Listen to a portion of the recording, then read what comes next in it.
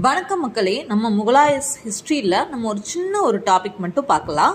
முகலாயஸில் நிர்வாக மொழி அப்படின்னா பாரசீகம்ங்க. முகம் பார்க்குறோம் அப்படின்னு ஞாபகம் வச்சுக்கோங்க. இதில் 3 முக்கியமான பேரரசர்கள் அக்பர், ஷாஜகான், அவுரங்கசீப்.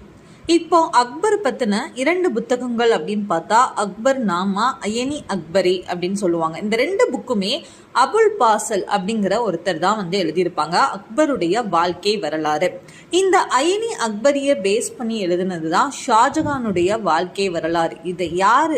இதை பாதுஷா நாமான்னு சொல்லுவாங்க. இதை யார் எழுதுனா அப்படின்னா 2 பேர் எழுதுனாங்க. ஒன்று லகோரி, இன்னொன்று முகமது வரிஸ்.